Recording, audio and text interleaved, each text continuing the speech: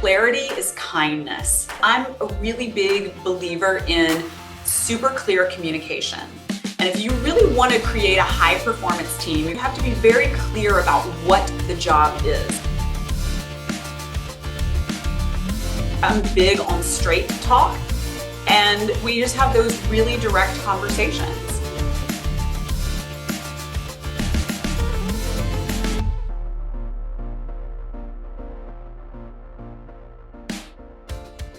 Welcome to our executive interview series, where we dive deep into the minds of industry leaders shaping the business world.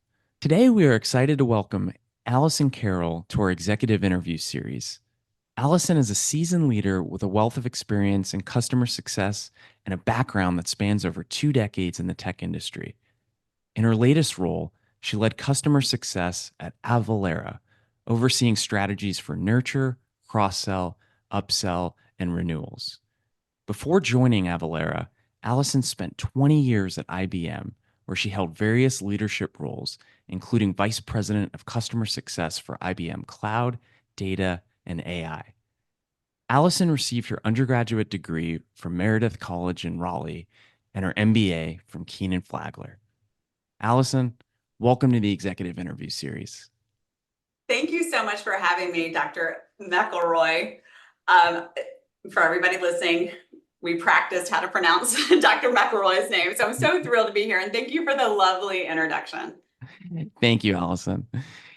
So you graduated from Meredith College in Raleigh, which is a small private women's liberal arts college, which I'm sure many of our students are familiar with, being in the Triangle right now. Looking back, what was it like going from Meredith to a global giant like IBM? So it's a great question, but before I answer that question, I want to tell you that my first choice was UNC, Chapel Hill. Both my parents went to UNC, my aunt, my uncle, my brothers, and so I was only going to UNC. And then I got waitlisted, and I was heartbroken.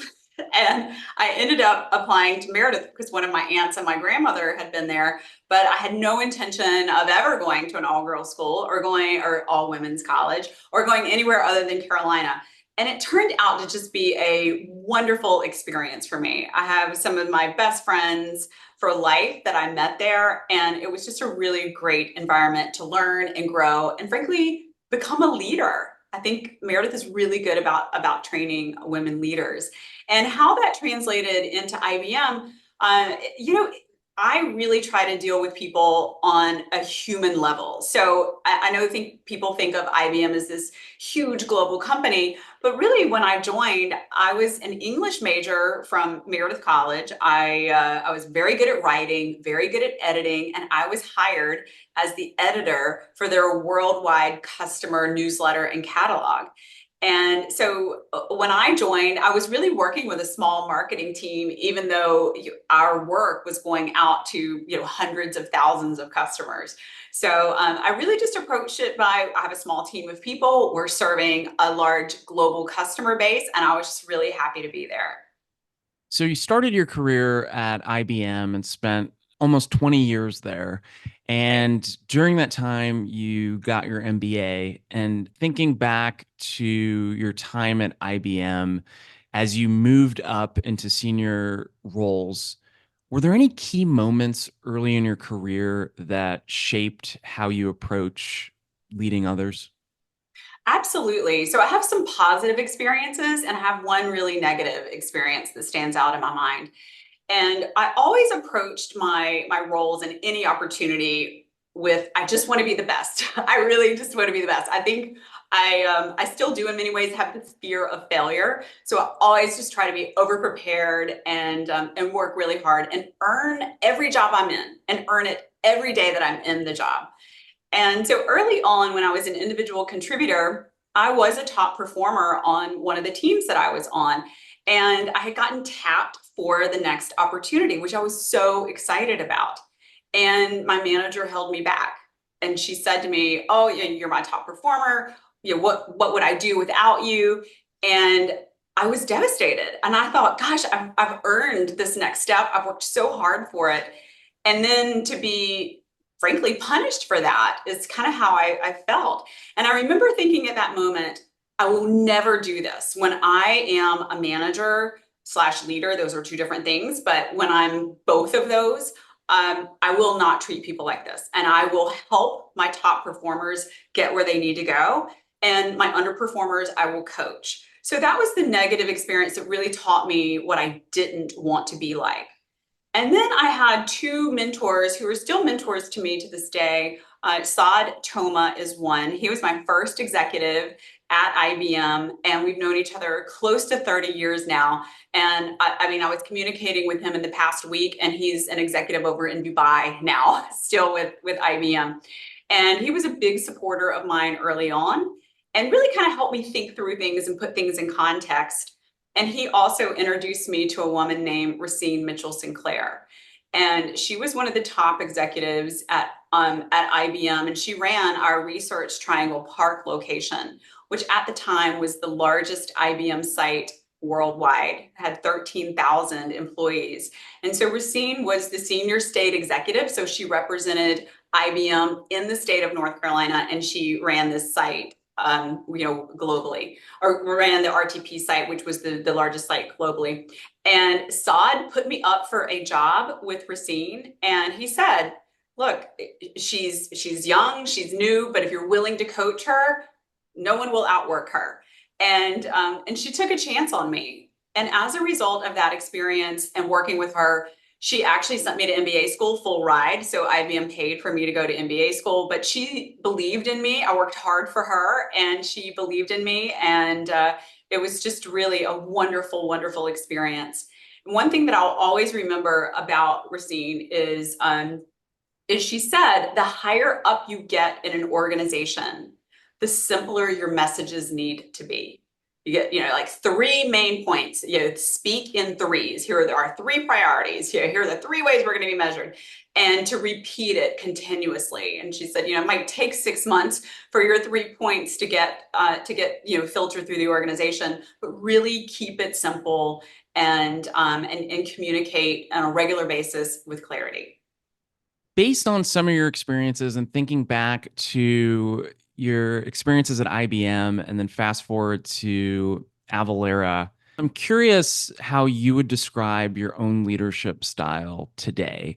And you described moving up, and I love what you said about communication. And as you move up, communicate more simply. But I'm curious what your leadership style is today, and did that change as you moved up? Interestingly, I don't think my main style, I don't think I have one style per se, but my main style is I'm a pace setter. And I think that style served me so well as an individual contributor. I've kind of, kept it with me as I have become a more senior leader. So I always, first and foremost, consider myself to be an individual contributor, meaning, I don't delegate 100% of everything. I'm willing to do what I need to do, but I'm also willing to delegate and empower. But I'm not one of those leaders who just kind of sits back and lets everybody else do the work. So I think, it's a balance, because there's a book out that says what got you here won't get you there. And it really talks about that senior level transition. But I do think people respect leaders who have, kind of credibility in what they do. And they have that credibility because they're willing to roll up their sleeves and do it. And they've done it before. So I would say my main style is a pace setter. The second style I have is like a coach. I'm very much kind of, in the player coach mentality, a coach, and really look to motivate people, bring people along, engage. And I like to be a culture carrier. So you mentioned being a culture carrier and also being a coach. And I know that your roles have spanned multiple disciplines, from marketing to product management to strategy to customer sales and success. Right. How have these experiences influence how you coach and develop others? And has it changed across the different multiple disciplines? Well, one thing I would like to say is, well, I would consider myself a go-to-market executive. And anytime you kind of hear the words go-to-market, it's anything around sales. And the early part of my career at IBM, I was in the pre-sales functions, kind of like you talked about, in marketing, sales, and business partner enablement, strategy, product management. And then, the latter part of my career, I've been in kind of the post-sales functions, which are, under the umbrella of customer success, which is implementation and delivery, technical support, and account management, making sure customers are really happy, they have a great experience, they renew, they buy more. And I say that context because you've talked about those multiple disciplines and has my leadership style changed, or what have I learned from that? I think I'm pretty consistent in my leadership style. What I've learned from it is, like everybody, I like to see leaders who have a level of competence and credibility. And coming up through the different functions, I'm able to speak the language of those functions. And I know what's important to customers. I know what measures of success look like. So when I take on leadership roles, I think I'm respected because I've been there, I've proven success. And so when I ask for things to be a certain way, or I describe how a customer could be served better, I think there's respect for that, and I think people are more open to listening. In the same way, I'm not naive enough to know that that technology doesn't change. There are new ways to do things. So I like to also think that I'm a really good listener. I have a growth mindset. And so I would say, how I've kind of transitioned in my leadership style has just been more trying to demonstrate a level of competence, a growth mindset, natural curiosity, so that my team naturally leans into those things as well. Absolutely. And there's a concept of osmosis, I feel like, at play in organizations, or leadership contagion is also another term that I've heard. And so I love the way that you describe that. And as we move past that osmosis or contagion and think about developing and coaching your employees, Right. what's been your approach to coaching and mentoring your team members? And how do you identify those who are ready for more responsibility? So what I say to pretty much anyone I coach, especially our early career professionals, and I always hear the struggle that says, hey, people starting out in their careers, I need experience, but in order to get experience, I need a job. So there's always that push and pull. So I always say, any panel I'm on or I'm coaching any early career professionals, it's really three things. Number one, be prepared. And you can be prepared in a variety of ways. You can research the company that you're working for or hoping to work for. On LinkedIn, you can research whoever's going to be interviewing you or whoever you're going to be working for. Glassdoor will tell you what the culture of the company is based on previous employees' experiences and some current employees' experiences. Although the caveat there is a lot of those people who actually take the time to do that aren't necessarily super thrilled. So you got to take that with a grain of salt. G2 is, and Trust Radius are third party review sites that typically, if you're going to work for a company, will tell you how the customers feel. So there's a lot of ways to be prepared and do research. And I think that really, really sets people apart. The second thing that sets people apart, and I encourage everybody to observe this because you will see it all the time around you, which is do the things you say you're going to do. There are so many people who do not do the things that they say they're going to do. If they're like, oh, I'll get that back to you tomorrow. Tomorrow comes and goes. And what a difference it makes when you do what you say you're going to do. It's so simple. Even if you can't make the deadline the next day, to follow up and communicate and say, hey, I know I told you I would get it to you today. I'm going to need another day or two on that for whatever reason, right? So just do the things you say you're going to do. And if you can't make the deadline, communicate it. And the third thing that I coach people on is get things done. So many people like to sit around and they like to analyze things, but the ability to execute with urgency, with discipline, and really move the ball forward sets people apart. And so I encourage everybody to do that. In terms of like people who are managers and they lead their own organizations and they're on my leadership team, I tend to coach them a little differently. And, that varies on their personality. It varies on what the issue is. I'll give you an example. I was on a small call. I guess there were about 4 or 5 of us. And one of the managers in my organization was really trying to get a big deal across the finish line, which I completely understand. It was end of quarter, it was a big deal. And he was looking for a level of discount that I had approved, but our pricing manager for the company was really just trying to get on board with.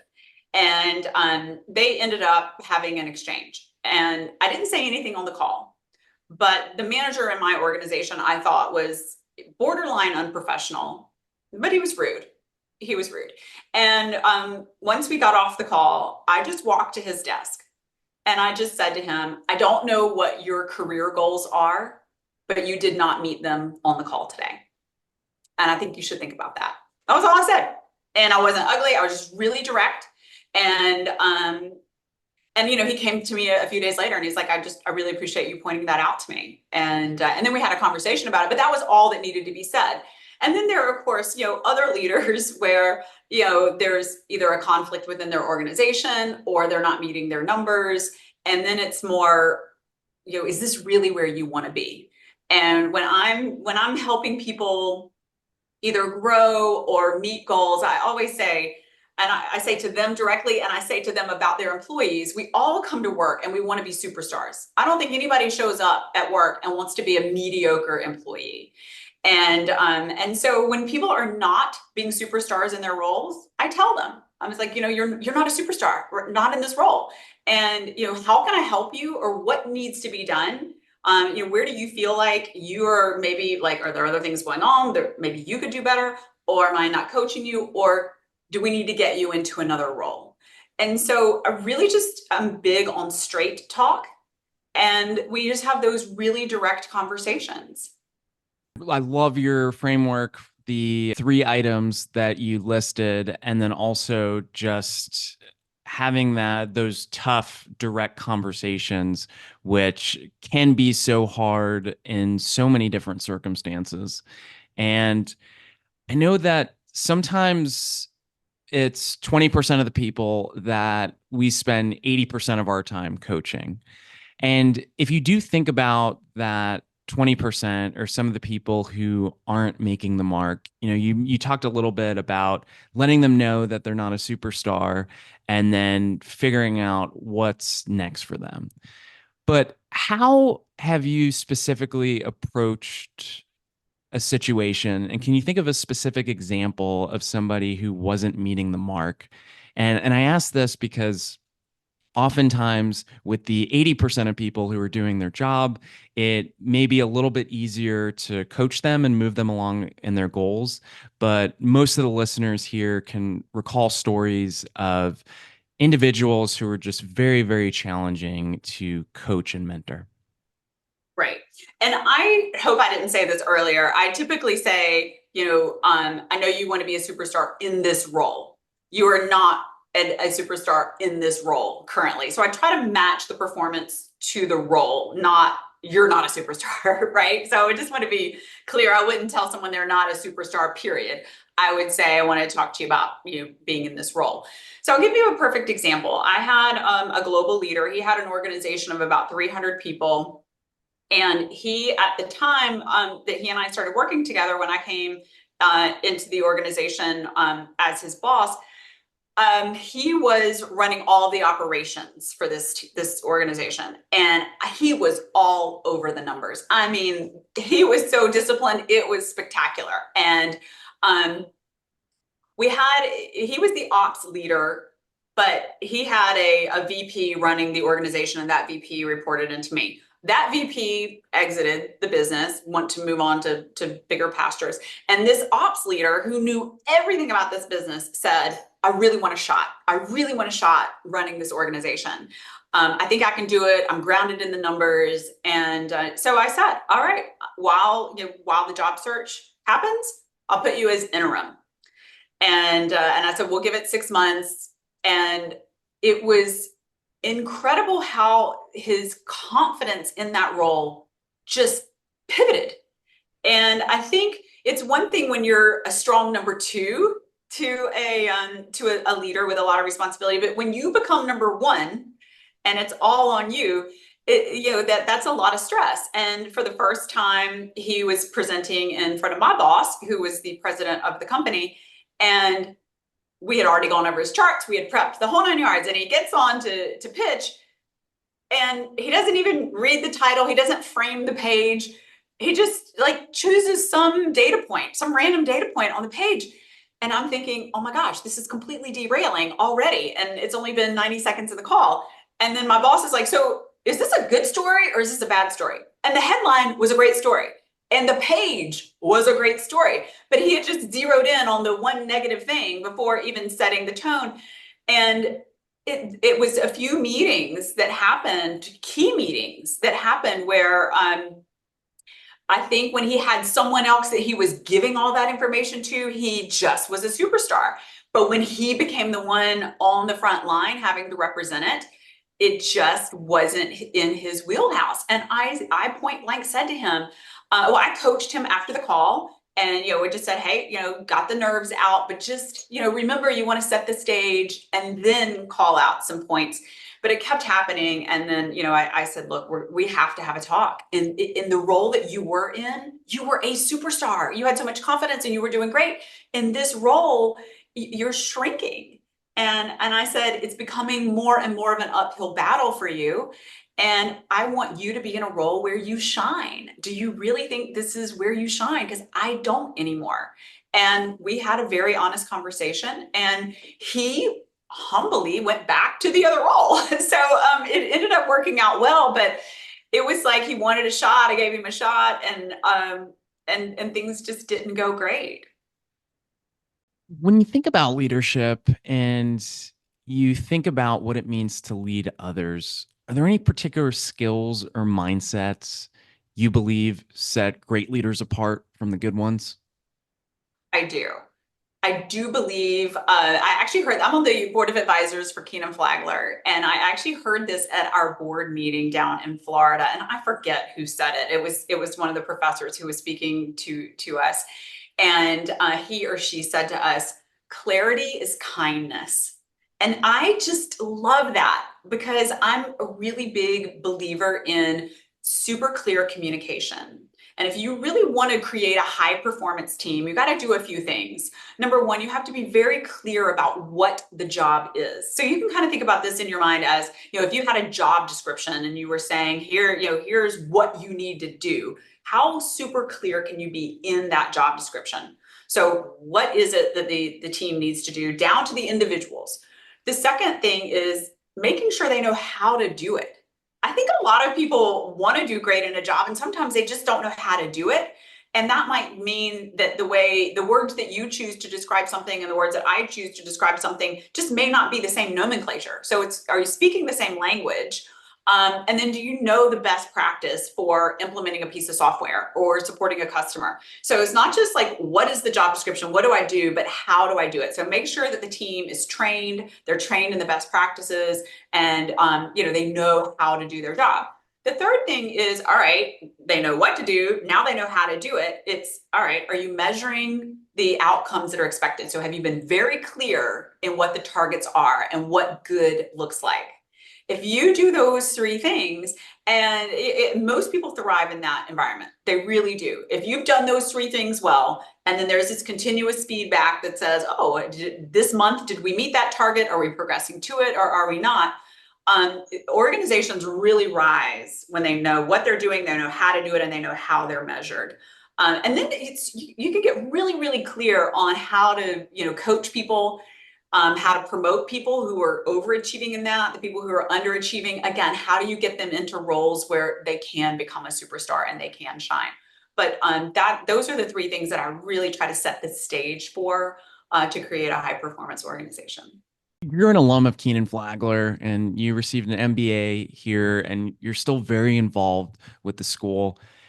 As you think back to your time at Kenan-Flagler, how did your time getting an MBA shape your perspective on leadership? And what lessons from your MBA do you still find relevant today? What I find most relevant from my MBA and my time at Kenan-Flagler is my network. It's truly my network. And even when I was in the class or classes, it was hearing the perspectives of my classmates and really learning from them and learning through them. Even today, I was on the phone with one of my former classmates, And we were just talking about business. We were talking about job searches. She's in a job search. I'm in a job search. And we were just really going through what we were experiencing, what we were seeing in the industry, who we're talking to. So not only learning from them, but also having a support system through them. So I would say people are the number one thing that I took away and still find value in from Kenan-Flagler. From more of just maybe the actual learnings from Kenan-Flagler, I always thought, okay, when I get my MBA, I'm going to be fast tracked. It's going to be, I have an MBA, so this is going to happen. That did not happen. It was like, okay, great, good for you, Allison, you got your MBA. And I even thought because IBM sent me that maybe I would be managed differently, maybe in a program with other people who had their MBAs. Didn't happen. So really, I think what I took away from, helping my career from that was I always tell people this. I will never forget like our strategy class where we would have these 40-page case studies.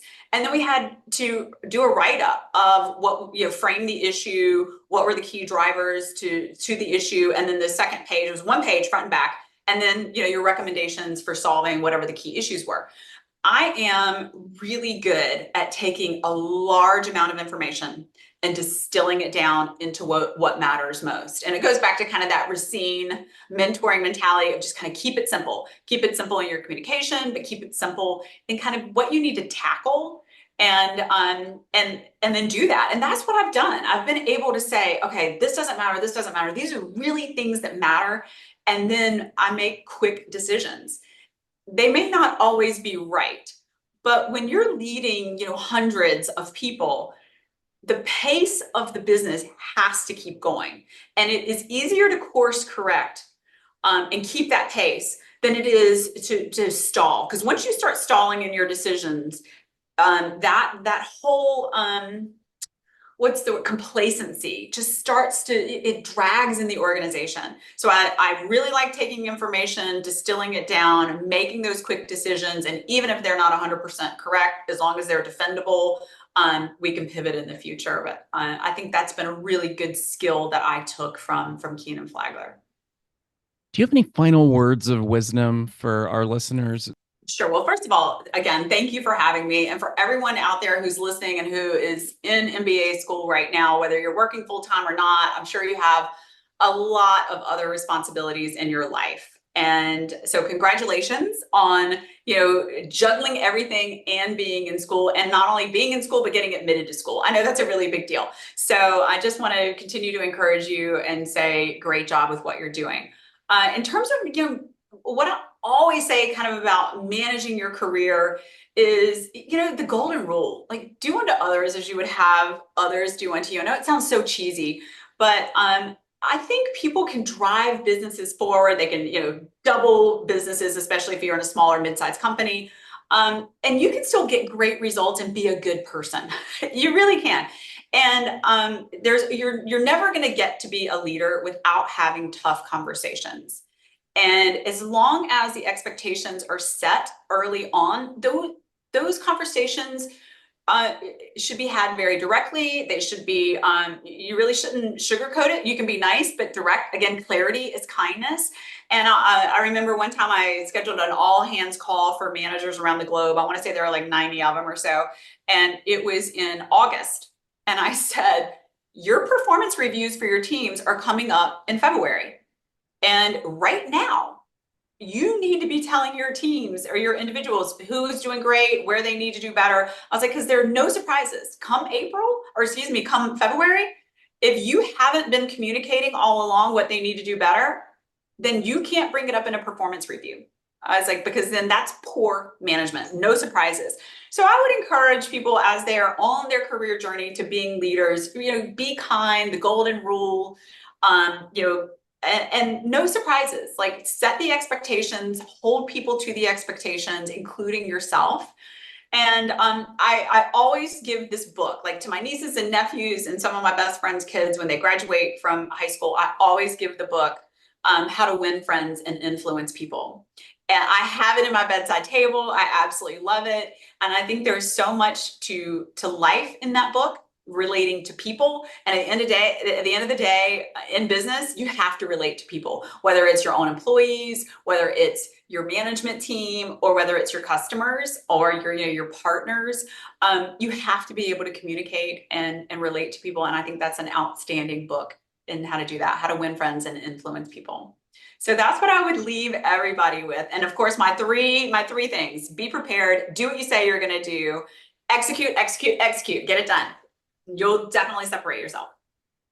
Well, Allison, I've gained so much value from speaking with you today, and I know our students will as well. And so I just want to acknowledge you and acknowledge the time that you took to join us today. And thank you for joining the executive interview series. I am honored to be here. Thank you for having me. And I wish you and your students the best of luck. I'm grateful to all those who made this interview possible. To Allison, to our Kenan-Flagler alumni engagement team, Lindsay Russ, Matt Fox, and Cassie Diltz, and to Mike Christian, Jess Christian, Mabel Miguel, and the entire Executive MBA team for their support and encouragement for this executive interview series. We'll talk more about this interview, particularly Allison's perspectives on coaching and developing others, during our live session.